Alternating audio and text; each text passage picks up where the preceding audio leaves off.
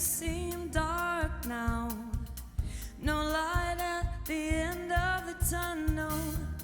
Just can't see how to find a new way to her. So no way out. Upside is down. Let's flip it over your belly up with no one around to flip you over. You got that something we all need. We need your love. This is nothing we can't beat. We need your love. Keep it burning. Keep it yearning. Don't you give up, yeah. Can't you see? We need your love.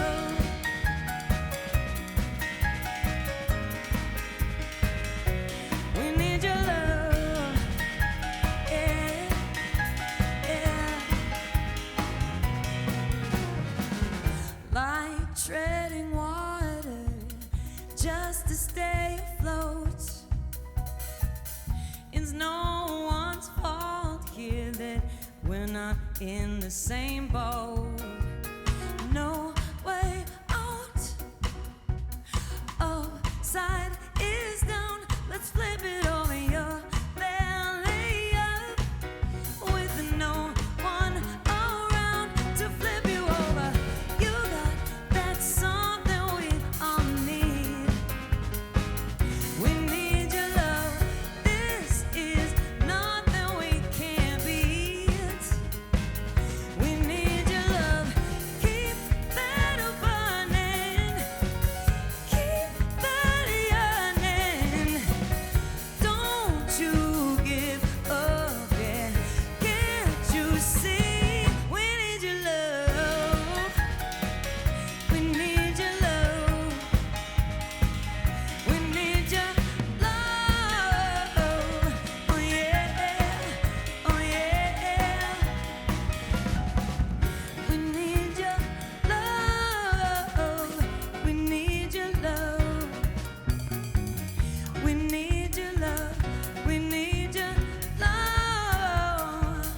We need your. We need your. We need it. Love. We need your love. We need your love.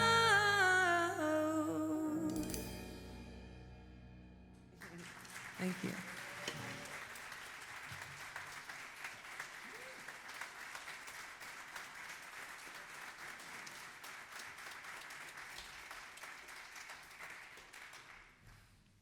I love that song, Upside Down, Everything All Around. That's kind of how I feel right now. I'm a little messy today.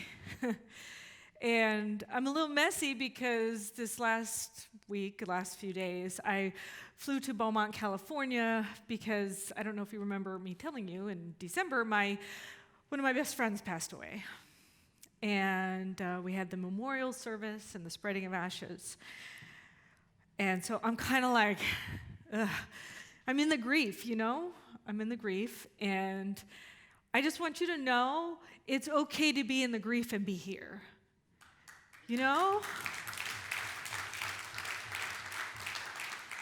I am not about spiritual bypass. Spiritual bypass is like, oh, I'm sad, and I'm going to pretend like I'm not sad. Well, it's okay. What I wanted to say is that's a fucking joke, so I said it, all right? But it's not the truth of us. The truth is we're complete humans in our, spiritual experience, and this is a part of it. We agreed to it. We came here. We wanted to incarnate physically.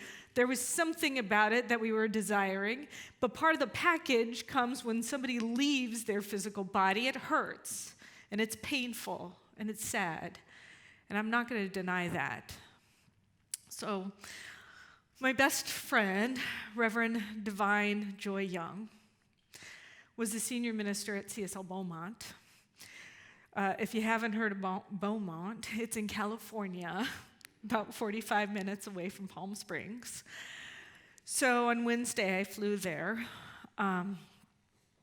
And I'm a person where I plan things. I'm a planner. I like to, pack everything and get it all neat. And I do overpack because I was a Girl Scout, so there. It's justified. Be prepared. It's the Girl Scout law. See, there's a couple people raising their hands in there. See, I see you. I see you. That's right. That's right.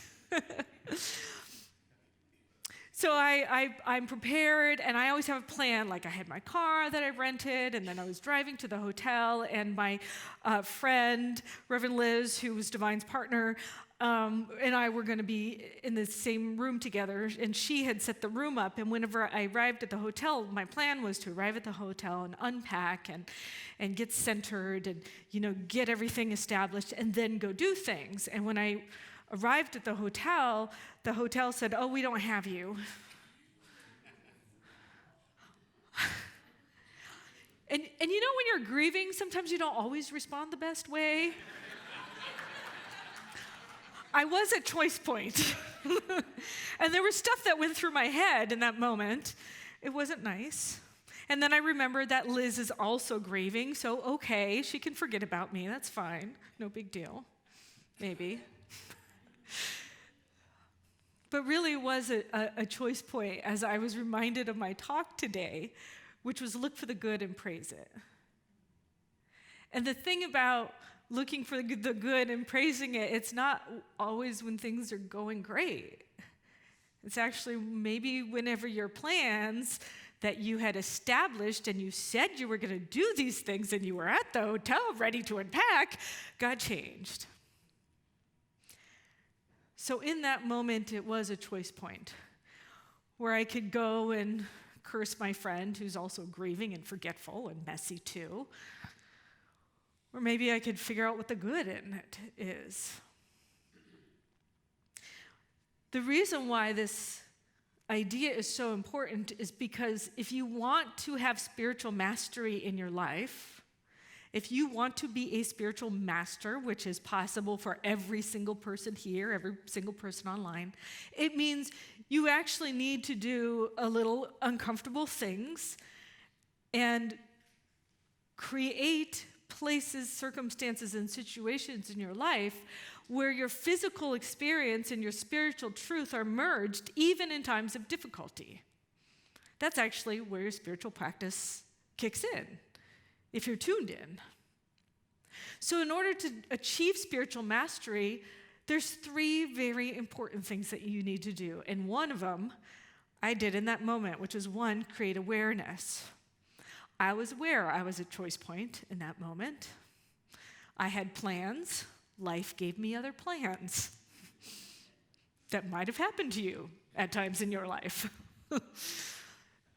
I'm like, whenever you make plans, life laughs. Ha ha ha, there we go. Somebody had a good laugh in here.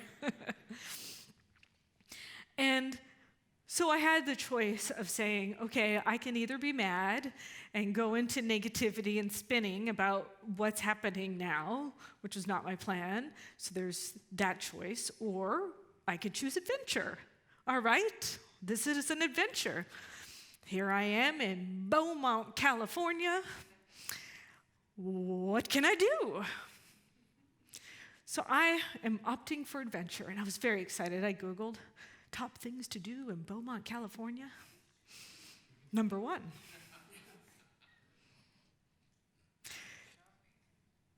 Okay, I did try shopping before I Googled it. I will say that, and they were closed. Okay. But no, number 1 on the little Yelp thing, go get a beer. Number 1.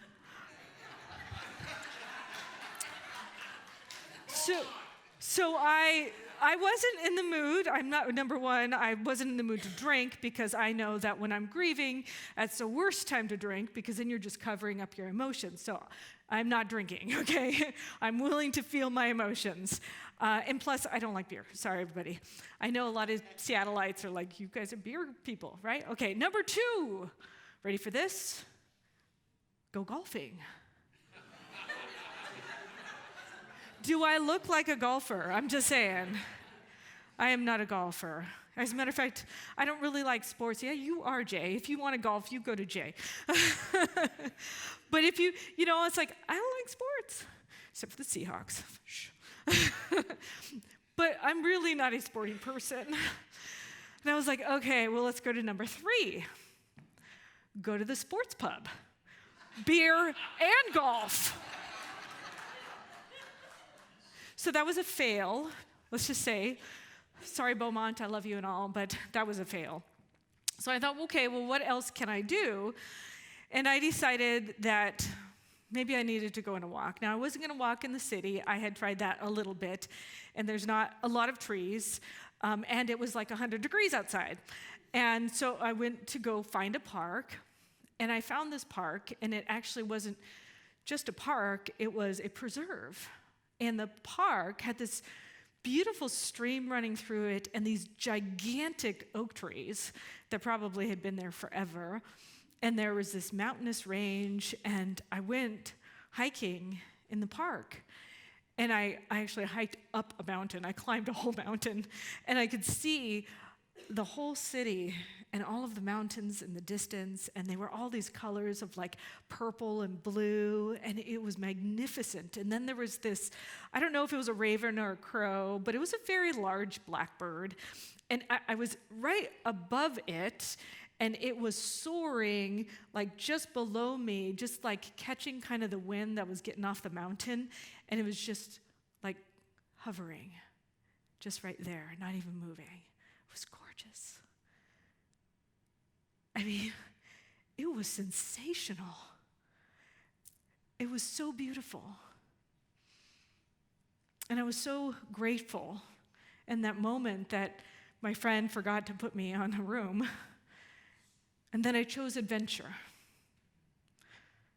But the even crazier part of this story is that the next day we had my friend's memorial. And it was basically like her brother, who was the lone surviving member of the family, and me, and her wife, Liz. And Robbie turned to me and he said, you know what? She really wanted her ashes spread in nature, and we just keep looking for some place to go, and it's just not, we can't find any place. And I was like, I know a place. I went there yesterday. And so after the service, we went to the preserve that I'd gone to because I didn't have my room. And we were driving along, and Liz is like, hey, all right, Rev D, Big D, divine in the sky, show us where you want your ashes. And as we were driving along this beautiful stream with these huge, majestic oak trees and all these little camping spots along the way, there was a squirrel that ran across the street. And she went, squirrel! That's it! That's the place! Do you remember the movie Up, where the dog kept going, squirrel? Well, that was Divine's thing. Like, she'd be talking, and then she'd like forget what was going on. And she'd be like, look at that thing. It was like, squirrel. So the divine squirrel showed up, and that, next to the stream, is where we scattered her ashes. And that's God in action. When we're cultivating awareness and looking for the good and praising it. So that's step 1, cultivate awareness. Pay attention when you have those choice point moments. The second step is to shift your focus. See, once you're aware that there is good happening in your life, the opportunity is to intentionally focus yourself on it. Oh, you know what? I actually forgot a really important point that I was going to talk about on step 1, cultivating awareness. It's about neuroscience. Now, I love neuroscience. I love all kinds of science, and especially neuroscience, because as the researchers have studied our brains, they realize that we actually have a negativity bias. We have a negativity bias. Our brains are biased for negative events. And why is that? They want to keep us safe. The brain wants us to, if we see I don't know, a jaguar or something out there that's going to go and eat us, that we stay away from it. And so it's kind of like tuned in, like, where is the danger? Where is that? So what happens is when we have negative experiences in our life, our brain kind of magnifies them automatically to keep us safe, so we don't keep doing that stuff. But then what happens is we just keep focusing on it. So we actually have to contradict the negativity bias. And researchers show that you need to make a conscious choice to cultivate positivity in negative experiences. You actually have to counteract your own brain trying to keep you safe in order to experience the richness and fullness of life. And when people are aware of that, they actually create amazing experiences even in the midst of the muck. And research shows that people who do that live happier, more joyful lives. And that's what I want you to have, is a happy and joyful life. And I'm not denying that the muck isn't there. I'm not denying that,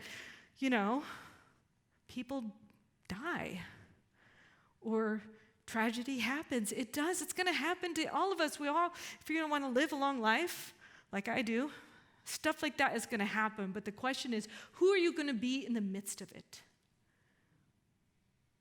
And I'm not talking about denying your feelings. I'm talking about who are you going to be in the midst of it. So the opportunity is to shift your focus and to recognize that there's so much going on in the world. But what are you going to focus on? See, Rumi said, yesterday I was clever, so I wanted to change the world. Today I am wise, so I'm changing myself. And it reminds me of the fact that there's like radio towers, and the radio towers are there, and they have transmissions of all the radio waves in the world. There's radio waves going on. Every type of radio station that you can think of. Good news, bad news, country, rap, old-time music. It's all happening at the same time. But the question is, where are you focusing your attention? Because wherever you focus your attention, it grows. It's like you tune your little radio station to whatever that channel is, then you start hearing it and seeing it and experiencing more of it. And so if you look for the good, you start tuning into the good that's happening in the situation, even when your friend dies. Even in the midst of tragedy. Even when you're in the midst of divorce, or you're separated from your children, or you're having a really crappy day. Even in the midst of that, if you tune in to the good, then you start seeing it everywhere. You start noticing it. And it's not that it's not there, it is there. As a matter of fact, Emma Curtis Hopkins said, good is the absolute, and only the absolute can express the absolute. To think, speak, or act from the principle of good is the only mode of expression that will produce real and abiding happiness. Because God, here's an equation, God equals good. It's that simple. If there is a good for you, which you ought to have, as Emma Curtis Hopkins would say, it's your God. And anything that is good for you is you experiencing more God. And maybe you don't like the word God. Maybe it's more universe. Maybe it's more love. Maybe it's more peace. Maybe it's more harmony. But I can tell you that whatever your good is that you're seeking is also seeking you. And it's everywhere present. We just need to wake up to it. There's a Hindu story where there's a guru and there's a child, and the child comes to the guru. And the child said, I want to be happy. I want to experience the richness and the joy in life. And the guru says, come here. He brings him over. He takes him to this pond, and he takes a stick. And he stirs up the pond, and it's murky, and it's muddy, and it's gross, and it's sticky. And the guru stands there, and he's like, look at the pond. And the kid looks at the pond. He's like, what do you see? I see murk. Mud? Yes. And then the guru says, let's just wait. And they sit. And they sit. And they sit. And then the guru says, now, look again. And the kid looks in the pond, and he noticed that all through the bottom of the murk and the muck, there were a ton of lotus flowers that were coming up through the water and emerging just about to hit the top to bloom. The whole pond was filled with them. And he said, I see lotus flowers. And the guru says, good. Sometimes you have to sit and wait, but look for the good because it's there. So often that we're focused on the negativity and the terribleness of what's going on, that's all we see is the murk and the mud that has been stirred up and mixed up. But in the midst of that, there is good. There is beauty. And that's what we need to focus on. That in any situation in the murk and the mud, there is going to be that lotus flower.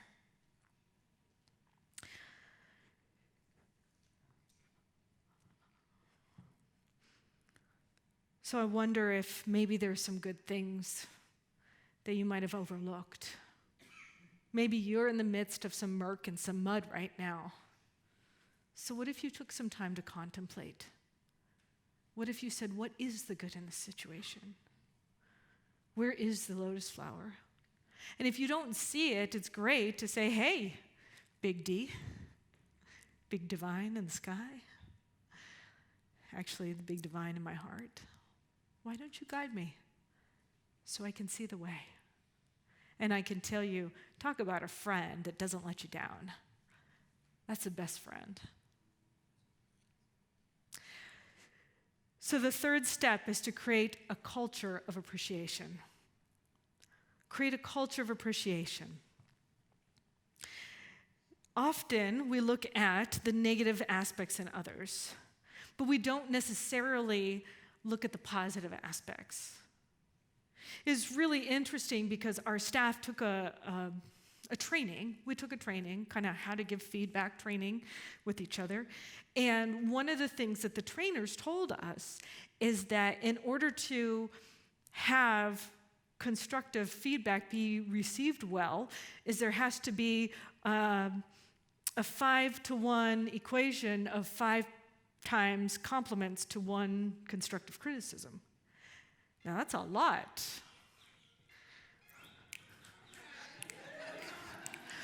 Dance break, everybody, come on. Dance break, Shake it up, to the left, to the right, that's right, okay.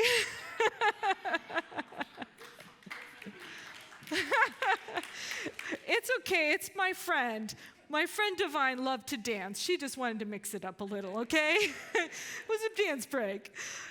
All right, so that's the thing that's really interesting about the right criticism ratio. So there was a study that was done by Emily Heafy and Marshall Losada, who examined the effectiveness of 60 leadership teams. So who's doing a great job and who's suffering in their teams? Well, what they found out is that the most powerful and highly effective teams had a culture of appreciation. They had a culture of appreciation. They appreciated each other 6 times to 1. And the teams that did medium, they were average producing teams, they had a ratio of 2 times to 1. So 2 compliments or appreciation to 1 constructive criticism. And the low-performing teams were 0.36 to 1. So there was more constructive criticism going on than there was compliments. Now, I read another study that talked about the same thing in marriages. How do you know if a marriage is going to succeed? Well, if you look for the good and praise it in your partner 5 times to 1, you are very likely to have a long-standing relationship. If you don't, and you're always looking for the difficulties and the challenges, and you talk about only that, you probably won't have a good long-standing relationship. So the question is, who do you want to be? How do you want to experience life? See, I want this place to be a place where we create a culture of appreciation, where we look at each other and we see, oh my God, Lynn, I love that you're on the board. I love that you serve us. And you've been doing so for so long. You're always so dedicated. You're always there. I so appreciate that. You know, and Sandra's always here supporting us. She's on the Diversity, Equity, and Inclusion Committee. She's here rallying for people to feel like they belong all the time. And so is Lisa. How do I belong? There's a whole committee of people that want you to know that you belong here. I so appreciate that. Now, know how good it is to really be seen and loved? I want you to go and find people doing good work and tell them how much you appreciate them. The volunteers, we have people doing our tech support. We have Jake here. He's rocking it. I don't even know how he can play two things and sing at the same time. Like, I'm just crazy good.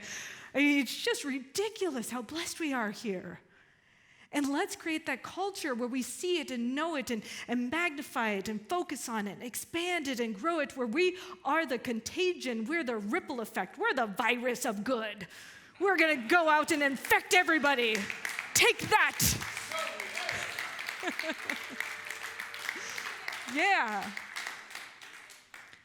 That's the kind of place that I want to live in. It reminds me, I have... in second grade, I had this teacher. Her name was Miss Matliff. She was my favorite teacher, second grade. And you know what she did? Not only did we get gold stars, which I loved. I love the gold stars. I will give you a gold star if you ever want one, just so you know. And so she really liked to focus on the good and praise it. And she cultivated this idea that if we collectively work together as a class, she had this poster on the wall that had this outline of something on it. And when one person did something spectacular, she would point them out and she would put a line on the poster. And if the class did something collectively good, she would put a couple lines on the poster. And once she drew the whole poster, we would get an experience. So for instance, one time she had a kite. And so when we completed the kite, and it was different every month. So if we didn't complete it that month, we didn't get the fun event. But if we did, we got the fun event. So that month, when we completed the kite, she had us take the entire day off, and we flew kites. It was so cool. All day, we just flew kites. And I remember that.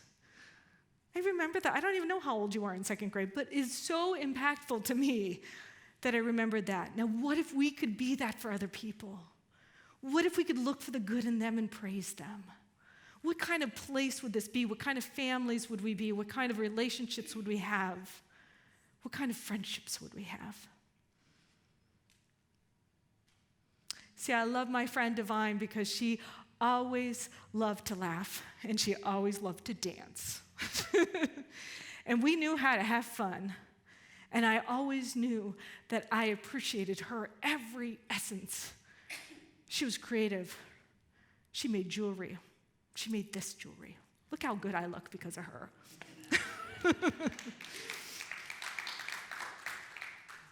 But that's the kind of place that I want to be at. So I want you to consider, do you want to be a spiritual master? And if you do these 3 simple things. 1, cultivate awareness. Number 2, shift your focus. And number 3, create a culture of appreciation. Ernest Holmes said the ultimate destiny of man, which I would say humanity, is to express the highest and best which their spirit can conceive, and the highest and best is good. So let us say yes to our good today. Yes. and praise it. And let's pray.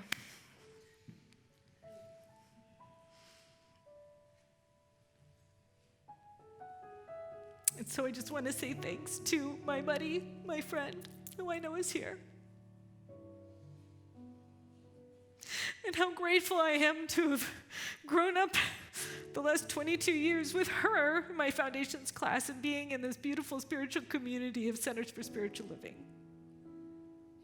That I get to be surrounded by such amazing people that I love so much. They're so beautiful. It is such a blessing to be a part of this community where there is a culture of love and appreciation, where messiness is okay. And I know that that's God saying, this is what life is about. It's about the rich, juicy goodness, the peace, the harmony, the love, the connection, the gratitude that I have waterproof makeup on right now. And the knowingness that love permeates all. And that this place and this time and this moment is good. And truly, we are a contagion of good. We are a force for good in the world. And we will not stop. Nothing will stop us from being this truth right here and right now and spreading it to everybody we see. Where we get to look into the eyes of the people that we meet and we get to say, I see you. You belong here. You're a part of this human family. We may look different, we may think different, but we're a part of this beautiful thing that God invented as physical life. So it could experience itself, the richness, the juiciness, the delight, even the tears of its own expression. And so as I know that truth, I claim and know that each and every one of us are part of its own expression. Beautifully perfect, exactly as we are and exactly as we are not.